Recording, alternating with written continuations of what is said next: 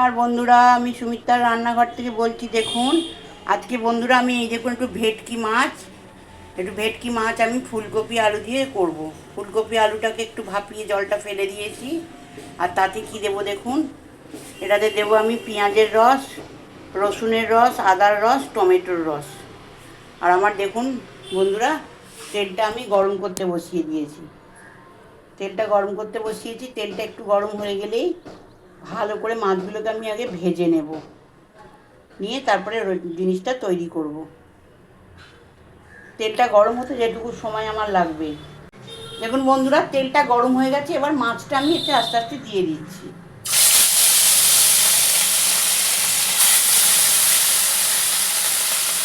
মাছগুলোকে বন্ধুরা ভালো করে ভেজে নিই। মাছগুলোকে ভালো করে ভেজে নিয়ে এবার তাতে আমি কি মশলা দেবো বন্ধুরা আপনাদেরকে একটু দেখিয়ে দিই। দেখুন, এতে নুন দেবো, একটু চিনি দেবো, গরম মশলা, লঙ্কার গুঁড়ো, হলুদ গুঁড়ো, আর ফোড়নে দেবো বন্ধুরা একটুখানি জিরে।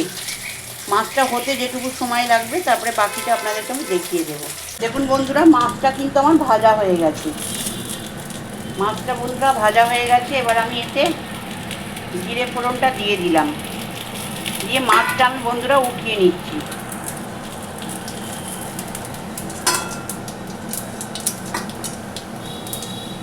মাছটা উঠিয়ে নিলাম। এবার ফুলকপি আলুগুলোকে একটু ভালো করে বন্ধুরা ভেজে নেব।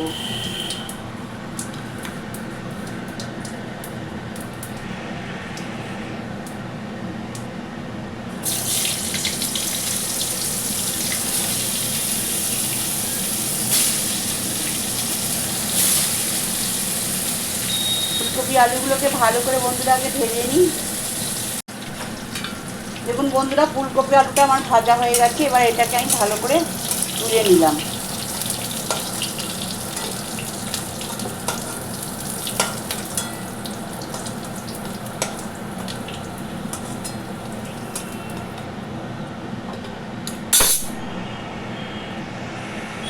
বন্ধুরা, এবার কিন্তু আমি এই রসগুলো দিয়ে দেবো, যেগুলো আমি আপনাদেরকে দেখিয়ে রেখেছিলাম, যে আদার রস, টমেটোর রস, যে রসগুলো বার করে নিয়েছি সেই রসগুলো এবার দিয়ে দেবো।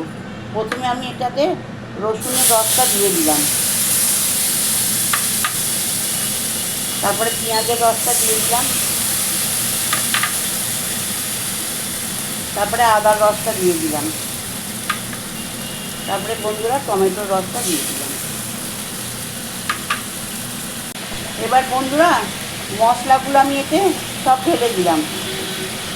এই রসটার মধ্যে সব মশলাগুলো ঢেলে দিলাম।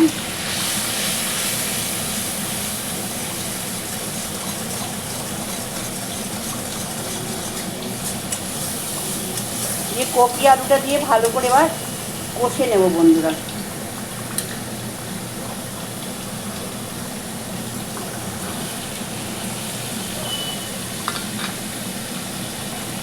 কপি আলুটা দিয়ে ভালো করে বন্ধুরা কষে নিচ্ছি আমি।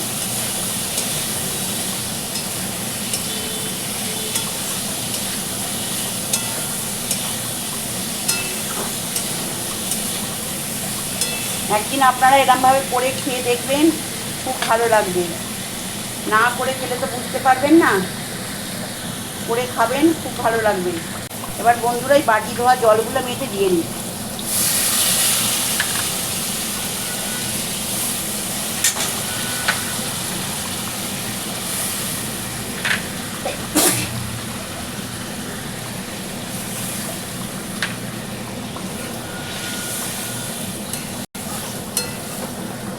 একটু সেদ্ধ হতে সময় দেবো বন্ধুরা, তারপরে মাছটা দিয়ে দেবো।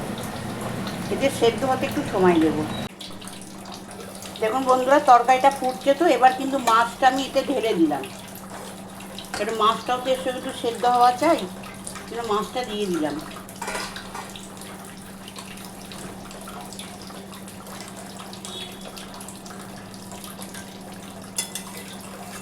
নামাবার সময় একটুখানি গরম মশলা দিয়ে একটু ঘি দিয়ে নামিয়ে নেব। এখনও সেদ্ধ হতে সময় দিলাম। দেখুন বন্ধুরা, এগুলো আমার সব সেদ্ধ হয়ে গেছে। এতে আমি একটু ঘি দিয়ে দিচ্ছি। এতে একটু ঘি দিয়ে দিলাম।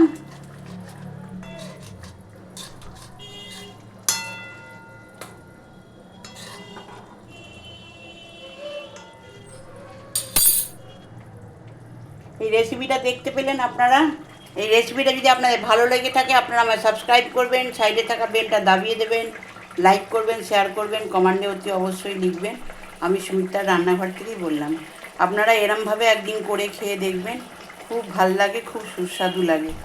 আপনাদের লাইক কমেন্টের আশায় রইলাম। নমস্কার বন্ধুরা।